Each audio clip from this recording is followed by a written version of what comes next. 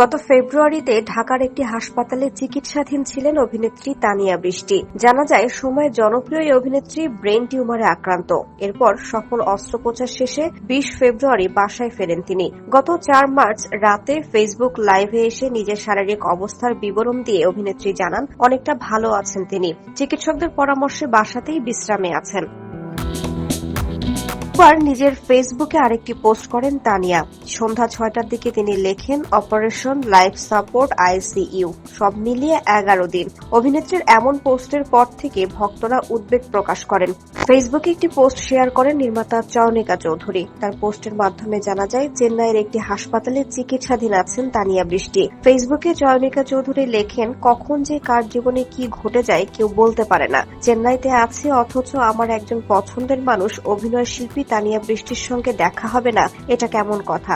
আমিও দৌড়ের ওপর আছি। তানিয়া বৃষ্টি এমজিএম হাসপাতালের আইসিইউতে ছিল, তারপর কেবিনে দেয়া হয়েছে।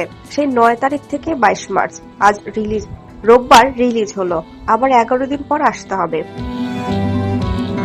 তিনি আরো লেখেন, তানিয়া বৃষ্টির সঙ্গে দেখা হলো, আধা ঘন্টা ছিলাম, কথা হলো, ওকে দেখলাম, এত মায়া লাগছিল, চোখে মুখে হাসিতে মায়া, অনেক নরম হয়ে গিয়েছে, কিন্তু সুন্দর লাগছিল। তানিয়ার সঙ্গে আছে ওর বোন, বিদেশের বাড়িতে দুজন। তানিয়ার জন্য প্রার্থনা আর শুভকামনা। তাড়াতাড়ি সুস্থ হয়ে যাও, অনেক প্রার্থনা মন থেকে তোমার জন্য। তানিয়া বৃষ্টির শারীরিক অবস্থার বিষয়ে চয়নিকা চৌধুরী জানান, ৯ মার্চ চিকিৎসার জন্য চেন্নাই যান তানিয়া। সেখানে সফল অস্ত্রোপচার শেষে এখন অনেকটাই ভালো আছেন তিনি। চয়নিকা চৌধুরী বলেন, ৯ মার্চ চেন্নাই আসার পর তানিয়ার সার্জারি হয়, তারপর লাইফ সাপোর্ট আর আইসিইউতে ছিল।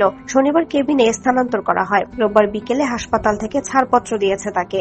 আগামী মাসের ১০ তারিখ আবার যেতে হবে চেন্নাইয়ের হাসপাতালে। তানিয়া বৃষ্টির শারীরিক অবস্থার খবর জানিয়ে চয়নিকা চৌধুরী বলেন, এখন ভালো আছে, মাথার ব্যাপারে অনেক নিয়ম কানুন মেনে চলতে হবে, কোনো স্ট্রেস নেয়া বারণ।